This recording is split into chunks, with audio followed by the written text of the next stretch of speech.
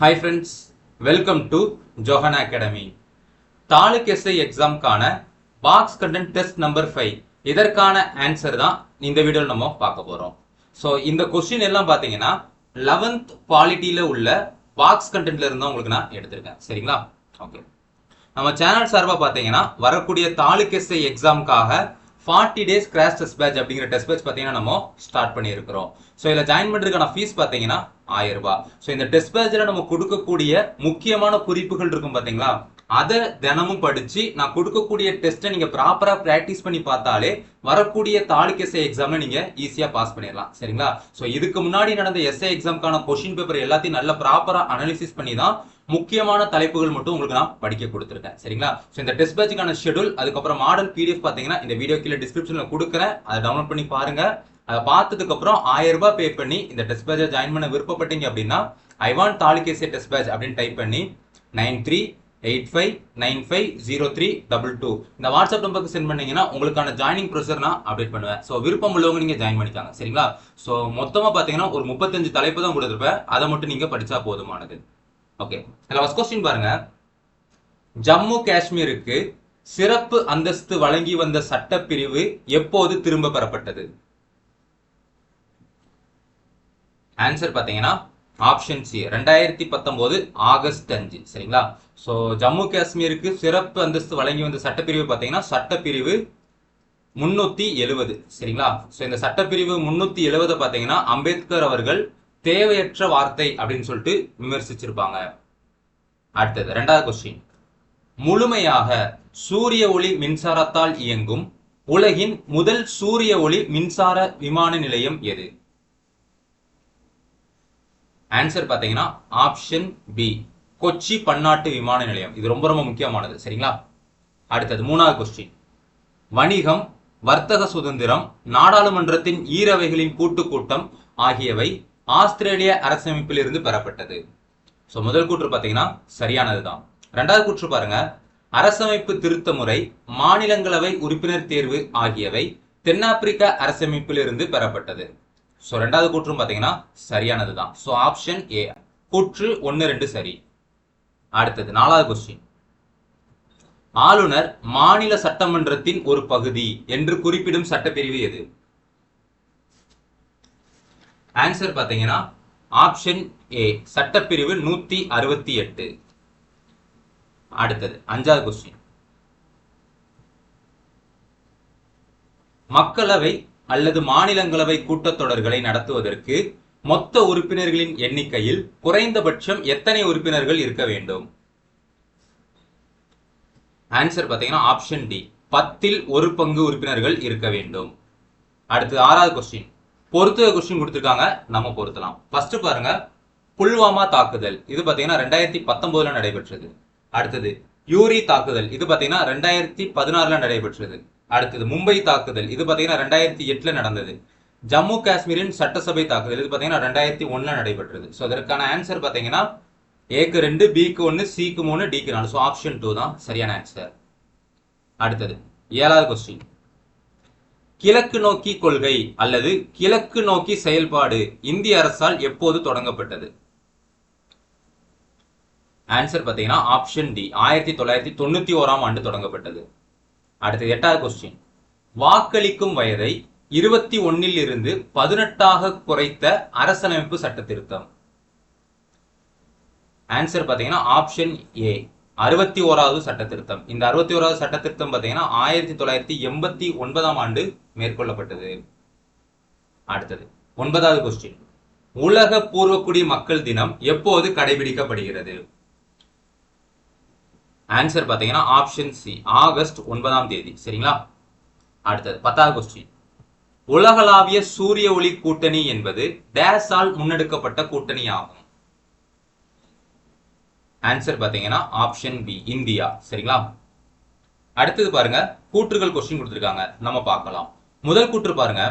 நாடாளுமன்றத்தின் அலுவல் மொழியாக இந்தியும் ஆங்கிலமும் இருக்கும் என சட்டப்பிரிவு 120 கூறுகிறது. ஸோ முதல் கூற்று பார்த்தீங்கன்னா சரியானதுதான். ரெண்டாவது கூற்று பாருங்க. 3ஆம் பாலின நபர்கள் உரிமைகள் சட்ட முன்வரைவு திருச்சி சிவாவால் கொண்டு வரப்பட்டது. ஸோ ரெண்டாவதும் பார்த்தீங்கன்னா சரியானதுதான். ஸோ இதற்கான ஆன்சர் பார்த்தீங்கன்னா ஆப்ஷன் ஏ கூற்று 1 2 சரி. சரிங்களா? அடுத்தது 12வது கொஸ்டின் பாருங்க. பொறுத்துக கொஸ்டின் கொடுத்திருக்காங்க, நம்ம பொருத்தலாம். ஃபர்ஸ்ட் பாருங்க, மாநில மறுசீரமைப்பு. இது பாத்தீங்கன்னா 7வது சட்ட திருத்தம். அடுத்தது புதுச்சேரி இந்தியாவுடன் இணைந்தது. இது பாத்தீங்கன்னா 14வது சட்ட திருத்தம். அடுத்து சொத்துரிமை நீக்கம். இது பாத்தீங்கன்னா 44வது சட்ட திருத்தம்.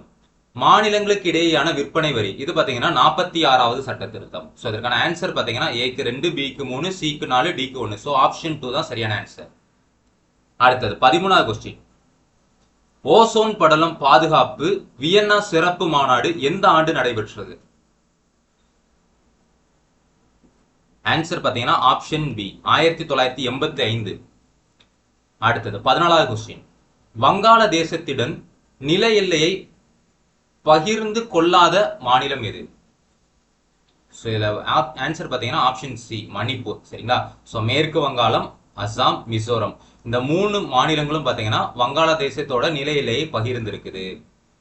அடுத்தது 15வது கொஸ்டின். கூற்றுகள் கொஸ்டின் கொடுத்திருக்காங்க, நம்ம பார்க்கலாம். ஃபர்ஸ்ட் பாருங்க, வங்காள தேசத்திற்கான தேசிய நீதித்துறை இல்லை. இது ஆக்சுவலா என்ன அப்படின்னா கொஸ்டின் தப்பா இருக்கு. சரிங்களா? வங்காளதேசத்துக்கான தேசிய பாடலை தான் ரவீந்திரநாத் தாகூர் எழுதியுள்ளார். சரிங்களா? சோ தேசிய பாடலை பாத்தீங்கன்னா ரவீந்திரநாத் தாகூர் எழுதியிருக்காரு. ரெண்டாவது பாருங்க, இந்தியாவிற்கும் பாகிஸ்தானிற்கும் அமைதி உடன்படிக்கையான சிம்லா ஒப்பந்தம் 1970ஆம் ஆண்டு கையெழுத்தானது. சோ ரெண்டாவது பாத்தீங்கன்னா தவறானது. சரிங்களா? சோ ஏன்னா 1972ஆம் ஆண்டு தான் சிம்லா ஒப்பந்தம் கையெழுத்தாச்சு. அடுத்தது 16வது கொஸ்டின். எந்த சட்டப்பிரிவின் கீழ் சட்டமன்றம் அமர்வில் இல்லாத காலங்களில் ஆளுநர் அவசர சட்டங்களை பிறப்பிக்கலாம்? ஆன்சர் பாத்தீங்கன்னா ஆப்ஷன் பி சட்டப்பிரிவு 213. சரிங்களா? சோ இதே மாதிரிதான் சட்டப்பிரிவு 123 பயன்படுத்தி சட்டமன்றம், அதாவது நாடாளுமன்றம் அமர்வில் இல்லாத போது குடியரசுத் தலைவர் அவசர சட்டங்களை பிறப்பிப்பார். சரிங்களா? சோ ஆளுநருக்கான அவசர சட்ட பிறப்பிக்கிறதுக்கான சட்டப்பிரிவுனா 213, குடியரசுத் தலைவருக்கு அவசர சட்டங்களை பிறப்பிக்கும் சட்டப்பிரிவுனா 123. சரிங்களா? அடுத்தது 17வது கொஸ்டின். கட்சித்தாவல் தடை சட்டம் எந்த சட்ட திருத்தத்தின்படி சேர்க்கப்பட்டது? ஆன்சர் பாத்தீங்கன்னா ஆப்ஷன் சி 52வது சட்ட திருத்தம். சோ இந்த 52வது சட்ட திருத்தம் பாத்தீங்கன்னா 1985ஆம் ஆண்டு மேற்கொள்ளப்பட்டுச்சு. அடுத்தது 18வது கொஸ்டின். ஃபர்ஸ்ட் பாருங்க, 103வது சட்ட திருத்தம் பொது பிரிவில் பொருளாதார ரீதியில் பின்தங்கியவர்களுக்கு 10% இடஒதுக்கீடு வழங்கியது. சோ முதல் கூற்று சரியானதுதான். ரெண்டாவது பாருங்க, 101வது சட்ட திருத்தம் பொருட்கள் மற்றும் சேவை வரிகள் ஜிஎஸ்டி. சோ ரெண்டாவதுமே சரிதான். சோ ஆப்ஷன் ஏ கூற்று 1 2 சரி. அடுத்தது 19வது கொஸ்டின். நெருக்கடி காலத்தில் அடிப்படை உரிமைகள் பறிப்பு எந்த அரசியலமைப்பிலிருந்து பெறப்பட்டது?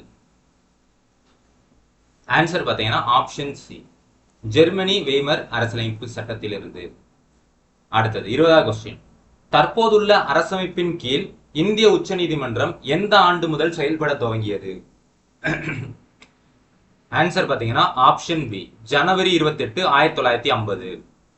அடுத்தது 21வது கொஸ்டின். ஐக்கிய நாடுகள் மனித உரிமைகள் அவை எப்போது நிறுவப்பட்டது? ஆன்சர் பாத்தீங்கன்னா ஆப்ஷன் பி 2006ஆம் ஆண்டு. அடுத்தது பாருங்க, கூற்றுகள் கொஸ்டின் கொடுத்திருக்காங்க. முதல் கூற்று பாருங்க, சிங்கப்பூர், இலங்கை ஆகிய நாடுகளில் தமிழ் அலுவல் மொழியாக உள்ளது. சோ முதல் கூற்று பாத்தீங்கன்னா சரியானதுதான். அடுத்த ரெண்டாவது பாருங்க, பிரெக்சிட் என்பது இங்கிலாந்து ஐரோப்பிய ஒன்றியத்திலிருந்து வெளியேறுவதாகும். சோ ரெண்டாவதும் பாத்தீங்கன்னா சரியானதுதான். ஆன்சர் பாத்தீங்கன்னா கூற்று 1 2 சரி. அடுத்தது 23வது கொஸ்டின். தமிழ்நாடு மாநில சட்டமன்றத்தில் பொது தொகுதியில் இருந்து தேர்ந்தெடுக்கப்படும் உறுப்பினர்களின் எண்ணிக்கை? ஆன்சர் பாத்தீங்கன்னா ஆப்ஷன் ஏ 189 உறுப்பினர்கள். அடுத்தது 24வது கொஸ்டின். நீதித்துறை செயல்பாடு முறை ஜுடிஷியல் ஆக்டிவிஷன் என்ற சொல்லை அறிமுகப்படுத்தியவர்? ஆன்சர் பாத்தீங்கன்னா option A Arthur Singh junior. அடுத்தது 25வது கொஸ்டின். பொறுத்துக கொஸ்டின் கொடுத்திருக்காங்க, நம்ம பொருத்தலாம். பிரிட்டன் அரசியலமைப்பு. சோ பிரிட்டன் அரசியலமைப்புல இருந்து பாத்தீங்கன்னா ஒற்றை குடியுரிமை நம்ம பெற்றோம். அமெரிக்க அரசியலமைப்பு. சோ அமெரிக்க அரசியலமைப்புல இருந்து பாத்தீங்கன்னா அடிப்படை உரிமைகள் பெற்றோம். அயர்லாந்து அரசியலமைப்பு, இதுல பாத்தீங்கன்னா அரசின் வழிகாட்டு நெறிமுறைகள் பெற்றோம். சோவியத் யூனியன் அரசமைப்பு. இதில் பார்த்தீங்கன்னா அடிப்படை கடமைகள் இதுல இருந்து எடுத்தோம். ஸோ அதுக்கான ஆன்சர் பார்த்தீங்கன்னா ஏக்கு 2, பிக்கு 3, சிக்கு 4, டிக்கு 1. ஸோ ஆப்ஷன் 2 தான் சரியான ஆன்சர். அவ்வளோதான். தேங்க்யூ.